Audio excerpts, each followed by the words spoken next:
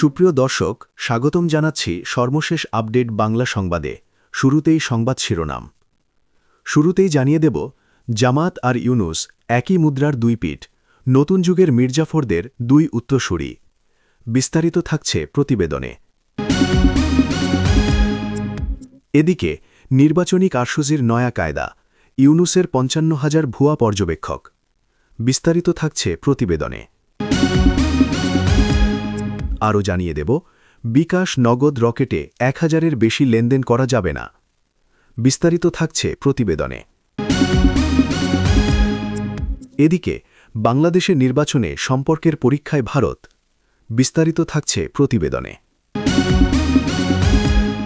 আরও জানিয়ে দেব, জামায়াতে ইসলামী ধর্মের বিরুদ্ধে অবস্থান নিয়েছে দুলু। বিস্তারিত থাকছে প্রতিবেদনে। এবং সর্বশেষ জানিয়ে দেব, ইসলামী আন্দোলন বিজয়ী হলে কাউকে পালাতে হবে না, চরমোনাই পীর। বিস্তারিত থাকছে প্রতিবেদনে। এতক্ষণ শুনছিলেন সংবাদ শিরোনাম, এবারে বিস্তারিত। তার আগে ভিডিওটি ভালো লাগলে এবং সর্বশেষ আপডেট পেতে চ্যানেলটি সাবস্ক্রাইব করুন। ধন্যবাদ। ঢাকার শাহবাগে যা হলো শুক্রবার, সেটা দেখে যদি কারোর মনে হয় এটা স্বতঃস্ফূর্ত কোনো আন্দোলন ছিল, তাহলে তার চোখে যে ছানি পড়েছে তার নিশ্চিত করেই বলা যায়। হাদি ইস্যু নিয়ে এতদিন কেউ মাথা ঘামায়নি, হঠাৎ করে এখন প্রাণ দিয়ে লড়াই করার মতো বিষয় হয়ে গেল কেন? কারণটা পরিষ্কার, নির্বাচন সামনে, আর জামাত টের পাচ্ছে তাদের জাহাজ ডুবতে চলেছে। সেনাবাহিনীর যে অংশটা তারা ম্যানেজ করতে পেরেছিল বলে মনে করছিল, সেখানেও জল ঢুকে যাচ্ছে। বিএনপির দিকে ঝোঁক থাকলেও পুরো বাহিনী তো আর তাদের পকেটে নেই। তাই দরকার ছিল আরেকটা লাশ, আরেকটা জুলাই, আরেকটা গণ অভ্যুত্থানের নাটক। ইউনুস সাহেব গরিবদের ঋণ দিয়ে নোবেল পেয়েছেন ঠিকই, কিন্তু রাজনীতির মাঠে তিনি যে সুদ আদায় করছেন সেটা রক্তের সুদ। তার হিসেবটা সোজা ছিল, আরেকটা লাশ পড়লে আরও ৬ মাস ক্ষমতায় বসে থাকা যাবে। জুলাইয়ে যেভাবে হাজারখানেক তরুণের রক্ত ঝরিয়ে ক্ষমতায় এসেছেন, সেই রেসিপি আবার কাজে লাগানোর চেষ্টা। গুলির গুজব রটানো হলো, পুলিশকে উস্কানি দেওয়া হলো, আর সামনে দাঁড় করানো হলো জাবির ছাত্রদের। এই ছেলেপেলেগুলো হয়তো জানতই না যে তাদের একজনকে শহীদ বানিয়ে আরেকটা জুলাই বানানোর চক্রান্ত চলছে। যখন টের পেয়েছে, তখনই আন্দোলন গুটিয়ে নিয়েছে। জামাত যে কত নিচে নামতে পারে সেটা আমরা ১৯৭১ সালেই দেখেছি। তখন তারা পাকিস্তানের হয়ে বাংলাদেশিদের মেরেছে, ধর্ষণ করিয়েছে, বুদ্ধিজীবী হত্যা করেছে। ২০২৪ সালে এসে তারা আবার একই কাজ করল, শুধু পতাকা বদলে গেছে। এবার বিদেশি মদদ, বিশেষ করে পশ্চিমা কিছু শক্তির টাকায় আর ইসলামের নাম ভাঙিয়ে তারা সেই পুরনো খেলায় নেমেছে। জুলাইয়ের দাঙ্গা ছিল পরিকল্পিত কু, আর সেই কুয়ের মূল হোতা ছিল জামাত আর তাদের বন্ধুরা। এখন নির্বাচন সামনে রেখে তাদের মাথায় হাত। ভুয়া নির্বাচন পর্যবেক্ষক আনা হচ্ছে, আনসারের ভিডিপি দিয়ে বুথ দখলের পরিকল্পনা করা হচ্ছে। গাজীপুরে ব্যালট বিতরণ স্থগিত করা হলো কেন? কারণ তারা জানে সৎ নির্বাচনে তাদের কোনো আসন আসবে না। মানুষ এদের চেনে এখন, এরা যুদ্ধ অপরাধী, এরা দেশদ্রোহী, এরা বিদেশি মদতপুষ্ট দালাল। ইউনুস সাহেব যতই নোবেল পুরস্কার দেখান না কেন, তিনি একজন অবৈধ ক্ষমতা দখলকারী। তার কোনো গণভিত্তি নেই, কোনো নির্বাচনী ম্যান্ডেট নেই। আছে শুধু সামরিক বাহিনীর একটা অংশের সমর্থন আর জামাতের মতো জঙ্গি সংগঠনের পৃষ্ঠপোষকতা। এই লোক গরিবদের ঋণের ফাঁদে ফেলে কোটিপতি হয়েছেন, এখন দেশকে ফাঁদে ফেলে ক্ষমতার মজা লুটছেন। সেনাবাহিনীর যে অংশটা বিএনপি আর জামাতের দিকে ঝুঁকে গেছে, তারা তাদের সংবিধান আর শপথ ভুলে গেছে। তারা ভুলে গেছে তাদের দায়িত্ব দেশের প্রতি, কোনো দলের প্রতি নয়। জামাত এটা ভালোভাবেই জানে যে সেনাবাহিনী যদি নিরপেক্ষ থাকে তাহলে তাদের খেলা শেষ। তাই তারা হাতিয়ার হিসেবে ব্যবহার করছে সেনাবাহিনীর কিছু সদস্যকে, ঠিক যেভাবে ১৯৭১ সালে পাকিস্তানি সেনাবাহিনীকে ব্যবহার করেছিল। পুলিশকে উস্কে দেওয়া হয়েছিল গতকাল, তাদের বলা হয়েছিল সর্বোচ্চ বল প্রয়োগ করতে। জুলাইয়ের পর পুলিশ অপমানিত, লাঞ্ছিত, তাদের সেই ক্ষোভকে কাজে লাগানোর চেষ্টা হয়েছে। একটা সংঘর্ষ বাঁধিয়ে লাশ ফেলার পরিকল্পনা ছিল, কিন্তু সেটা পুরোপুরি সফল হয়নি। ভাড়া খাটা তথাকথিত নির্বাচন পর্যবেক্ষক এনেছে ইউনুস। জানার পর মাথায় প্রথমেই এসেছে আমার, যে জাতির ধারে বন্দুকের নল চেপে ধরে যারা ক্ষমতায় এসেছে, তাদের কাছ থেকে আর কী বা আশা করা যায় এর থেকে ভালো? গত বছরের জুলাই মাসে রক্তাক্ত দাঙ্গার মধ্য দিয়ে একটি নির্বাচিত সরকারকে উৎখাত করে যে অবৈধ শাসন ব্যবস্থা কায়েম হয়েছে, সেখানে গণতন্ত্রের নাটক মঞ্চস্থ করার জন্য এখন যে প্রহসন চলছে তা দেশের ইতিহাসে এক কলঙ্কজনক অধ্যায় হিসেবে লেখা থাকবে। ইউনুস এবং তার তথাকথিত সরকার এখন যে নির্বাচনী খেলা সাজাচ্ছে, তাতে পর্যবেক্ষকের নামে প্রায় ৫৫,০০০ ভাড়াটে কর্মী নিয়োগ দিয়ে নতুন মাত্রা যোগ করেছে প্রতারণায়।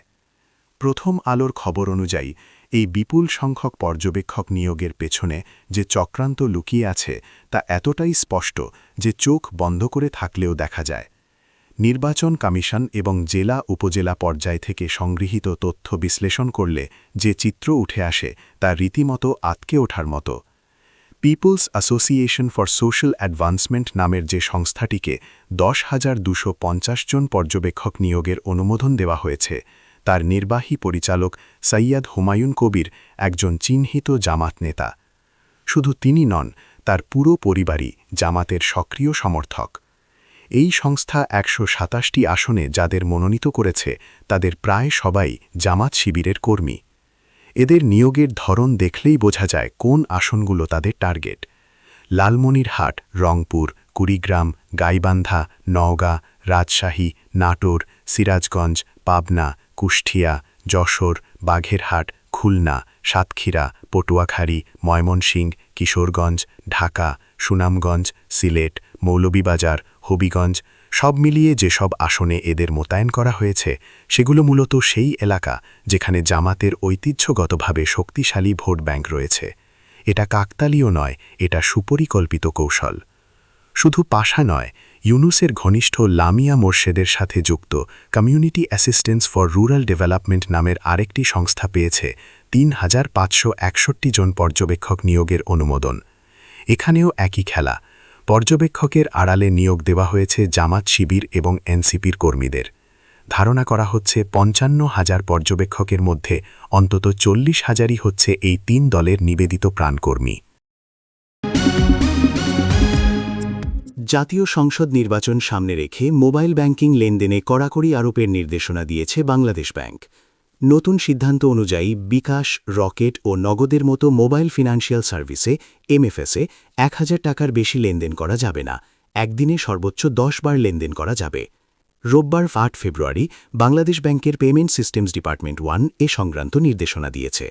এতে বলা হয়েছে, আসন্ন ত্রয়োদশ জাতীয় সংসদ নির্বাচনে এমএফএস মোকিম টিএসবির আওতাধীন আইবিএফটির মাধ্যমে P2P লেনদেনের অপব্যবহার রোধে সোমবার ৯ ফেব্রুয়ারি রাত ১২টা থেকে বৃহস্পতিবার ১২ ফেব্রুয়ারি রাত ১১টা ৫৯ পর্যন্ত ৯৬ ঘণ্টা মোবাইল ব্যাংকিংয়ের ব্যক্তি হিসাবে সীমা নির্ধারণ করা হয়েছে।